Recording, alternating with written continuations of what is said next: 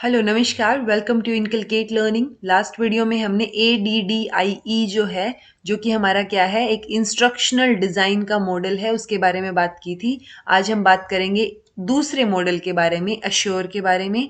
और ADDIE जब हमने किया था तो मैंने आपको ऑलरेडी बता दिया था कि 4 मॉडल्स जो हैं वो UGC नेट एजुकेशन के सिलेबस में बिल्कुल डायरेक्टली मेंशन्ड हैं।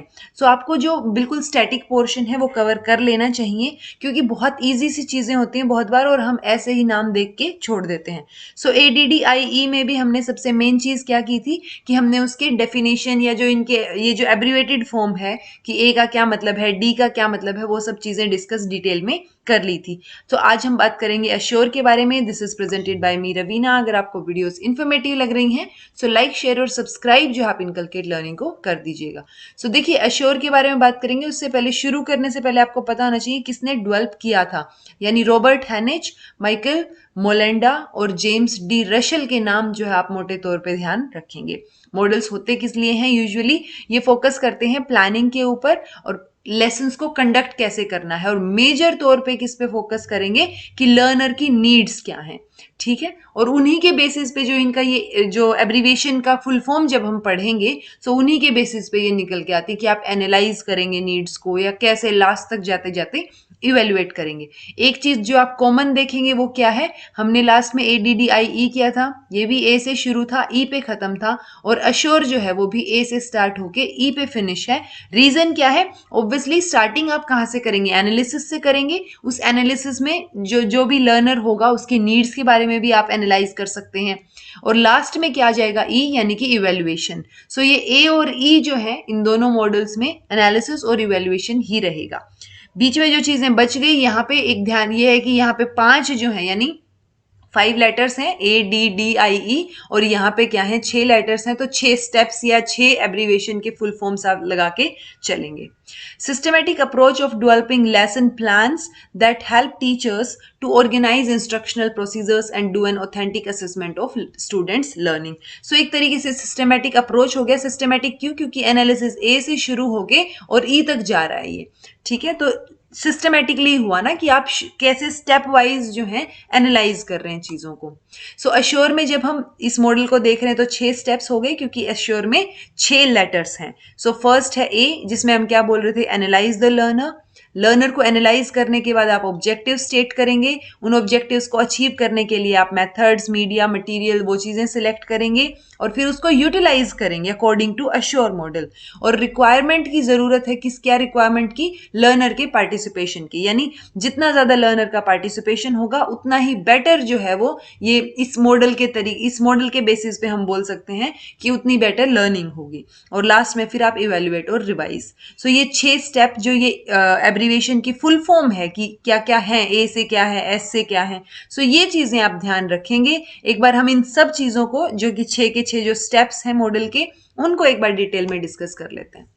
फर्स्ट है एनालाइज द लर्नर्स। अब एनालिसिस में क्या क्या आ सकता है? सबसे पहले तो आप क्या करेंगे, आइडेंटिफाई करेंगे लर्नर्स को। अगर आपको स्कूल लेवल पे पढ़ा रहे हैं तो आपकी कौन सी क्लास है, ठीक है, या फिर आप हायर एजुकेशन में या कॉलेज लेवल पे पढ़ा रहे हैं तो कौन सी क्लास है। तो आप आपके जो लर्नर हैं वो कौन से लेवल के हैं वो आपको आइडेंटिफाई करना है, क्योंकि लर्नर जिस हिसाब के होंगे, जिस तरीके के होंगे या जिस लेवल पे होंगे, उसी बेसिस पे आपके ऑब्जेक्टिव्स और उसी बेसिस पे फिर मेथड्स जो है आप क्या करेंगे, अकॉर्डिंगली डिसाइड करेंगे। क्योंकि एक 4th क्लास के बच्चे को आप पढ़ा रहे हैं और एक 10th क्लास के बच्चे को पढ़ा रहे हैं, सो डिफरेंस तो रहेगा ना कि आपके ऑब्जेक्टिव्स भी डिफरेंट रहेंगे, लर्नर की नीड्स भी डिफरेंट रहेंगी, और नीड्स के अकॉर्डिंग फिर हम क्या करेंगे, लर्नर की नीड्स के अकॉर्डिंग ऑब्जेक्टिव सेट करेंगे। राइट, सो ऑडियंस को एनालाइज करना है और उसी के बेसिस पे फिर हम क्या करेंगे, जनरल और स्पेसिफिक ऑब्जेक्टिव्स जो है वो असाइन करेंगे।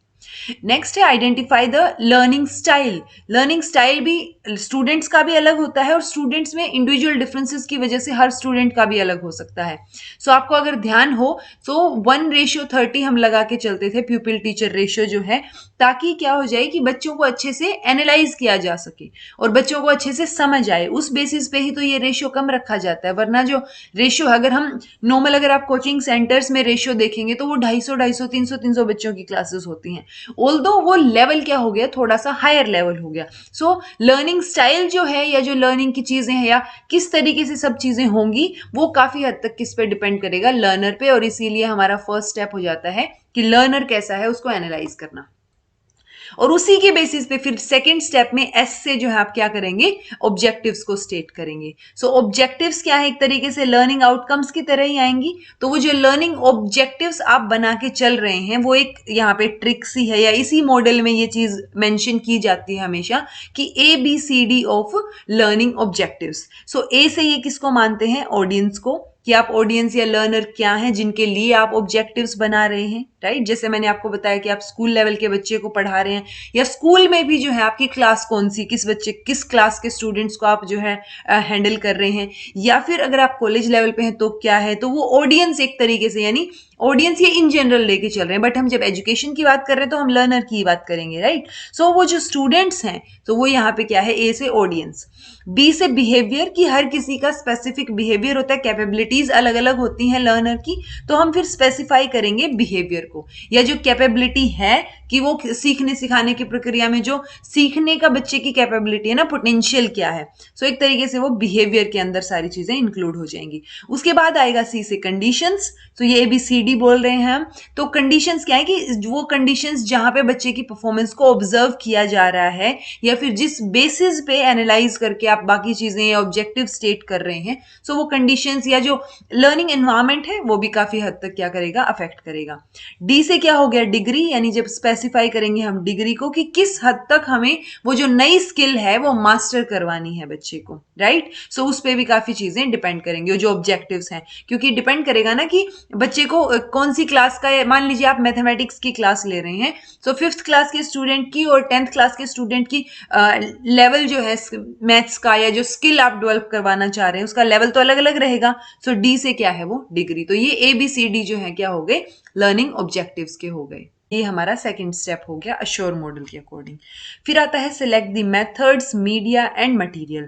सो जो ऑब्जेक्टिव्स हमने स्टेट किए हैं उनकी बेसिस पे हम एक प्रॉपर मीडिया फॉर्मेट या जो मेथड्स हैं कि किस तरीके से पढ़ाया जाएगा या किस तरीके से स्किल को डेवलप किया जाएगा, लर्निंग करवाई जाएगी। सो वो मेथड्स जो है हम अकॉर्डिंग टू ऑब्जेक्टिव्स या फिर अकॉर्डिंग टू लर्नर्स जो है वो सिलेक्ट कर लेंगे। ये selecting, modifying, designing the specific material with in that format. तो जो फॉर्मेट हम लेके चल रहे हैं उस फॉर्मेट के बेसिस पे क्या हो जाएगा, हम बाकी सारी चीजें जो भी लर्निंग मटेरियल है उसको ऑर्गेनाइज करेंगे। फिर आता है fourth step, utilise media and materials. So अब जो हमने प्लान की हैं चीजें, हमने थर्ड स्टेप में क्या किया है, सिलेक्ट किए हैं मेथड्स, प्लानिंग ही हुई एक तरीके से, यहाँ पे हम उनको यूटिलाइज करेंगे। सो मैक्सिमम यूटिलाइजेशन करनी है हमें मीडिया एंड मटेरियल्स की, किस चीज के लिए, ताकि एनहेंस कर सकें हम लर्निंग को। क्योंकि ऑब्वियसली सारा काम जो चल रहा है, जो भी मॉडल हम पढ़ रहे हैं वो लर्निंग के लिए ही तो है ना, कि कैसे आप शुरू से लेके लास्ट तक लर्निंग को एनहेंस करवा सकते हैं। To make the utilisation effective and efficient, हम क्या कर सकते हैं, जो मटेरियल हमने अभी प्लान किया था, सेलेक्ट किया था, उसको प्रीव्यू कर सकते हैं, प्रैक्टिस कर सकते हैं प्रेजेंटेशन की, या प्रिपेयर कर सकते हैं, एक लर्निंग एनवायरनमेंट अच्छे से प्रिपेयर कर सकते हैं, ऑडियंस को प्रिपेयर कर सकते हैं, ताकि पता चले कि उन लोगों को भी आइडिया रहे जब हम उनको क्या करें, इंस्ट्रक्शंस जो है वो ब्रीफ में दे दें। तो यूटिलाइज करेंगे हम यहाँ पे मीडिया को। फिर आता है रिक्वायर लर्नर्स पार्टिसिपेशन। सो ये तो हम हमेशा से पियाजे हो, वाइगोट्स्की हो, कहाँ से ही पढ़ते आ रहे हैं कि जो है कंस्ट्रक्टिव होनी चाहिए जो नॉलेज है, ठीक है। तो कंस्ट्रक्टिव कब हो सकती है, जब बच्चा इन्वॉल्व हो, जब लर्नर इन्वॉल्व हो, ठीक है। सो लर्नर की पार्टिसिपेशन जो है वो ज्यादा से ज्यादा होनी चाहिए। वो ही यहाँ पे क्या है, फिफ्थ स्टेप को बोला गया है। Participation of learners in learning process क्या करेगा, एनहेंस करेगा लर्निंग को, क्योंकि आप एक्टिवली इन्वॉल्व होते हैं उस चीज में जब आप पार्टिसिपेट कर रहे होते हैं। It provides an opportunity for the learner to test the lessons and being taught. और एक और चीज हो जाती है कि उसको अच्छे से समझ आ जाता है। अगर मान लीजिए टीचर कोई लेसन पढ़ा रहा है और उसके बाद वो ओरल टेस्ट ले ले वहां पे, तो ओरल टेस्ट के दौरान क्या हो जाएगा, बच्चा एक्टिव रहेगा और उसको पता होगा कि उसकी बारी भी आ सकती है, और जब उसकी बारी आ सकती है तो वो एक्टिवली उन चीजों को सीखेगा और कितना उसको लेसन समझ आया है ये भी उसको पता चल जाएगा। सो लर्नर का पार्टिसिपेट करना जो है वो सबसे ज्यादा जरूरी है। नेक्स्ट आता है इवेल्युएट एंड रिवाइज। तो लास्ट में तो हम इवेल्युएट और रिवाइज रिवाइज ही करेंगे कि फाइनल स्टेप इवेल्युएशन के बेसिस पे हम चीज़ों को रिवाइज करेंगे कि सब चीज़ें ठीक थी या हमारी जो है मेथड्स में कोई कमी रही या ऑब्जेक्टिव्स जो है वो अचीव नहीं कर पाए हम। सो वो सारी चीज़ों पे यहाँ पे फोकस रहेगा। सो इवेल्युएट करेंगे जो भी डाटा हम कलेक्ट करेंगे। Purpose of evaluation is to measure the students achievements, to evaluate media methods and instructional process. So evaluation का प्रोसेस ओवरऑल होता है किस चीज के लिए, पर्पज मेजर जो है वो शुरू से लास्ट तक जितनी भी चीजें हमने की हैं क्या वो उनमें हम सक्सेसफुल रहे हैं, चाहे वो लर्निंग हो या जो मेथड्स हमने यूज किए हैं या स्टूडेंट की अचीवमेंट हो। सो वो सारी चीजें जो है वो एक तरीके से पर्पज में ही हम लेके चलेंगे। और वो पर्पज क्या है इवेल्युएशन का कि सब चीजें ठीक हुई हैं या नहीं हुई हैं। अगर नहीं हुई है यानी कि डिलिमिटेशन है किसी भी केस में, तो डिलिमिटेशन या जो फॉल्टी पार्ट है उसको हम क्या कर देंगे, रिवाइज कर देंगे प्लान को। ठीक है जी। सो ये जो है हमारा आज का अश्योर मॉडल जो है इंस्ट्रक्शनल डिजाइन में वो हमने कर लिया है। आपको मेजर तौर पे एक बार समझने के बाद जो है शॉर्ट नोट्स में आप सिर्फ क्या करेंगे, इनकी जो डेफिनेशन हमने की है, जैसे अश्योर में हमने जो स्टेट ऑब्जेक्टिव्स किया था उसमें हमने फर्दर क्या की थी, ए बी सी डी पढ़ी थी, चाहे ए से ऑडियंस हो और बी सी डी से क्या था वो अभी आप बताएंगे कमेंट बॉक्स में अगर आपने एक्चुअल में ये चीज ध्यान से सुनी है तो। सो अश्योर और एडीडीआईई में आप स्पेशली क्या करेंगे, लास्ट में शॉर्ट नोट्स में जब जो भी आप नोट्स बना रहे होंगे तो आप इनकी फुल फॉर्म्स लिख लेंगे, दैट विल बी इनफ, क्योंकि आपने अगर सुना है तो समझा, आपको समझ आ गया होगा। ठीक है जी। सो ये था आज का lecture. This was all about today. Thank you so much for watching.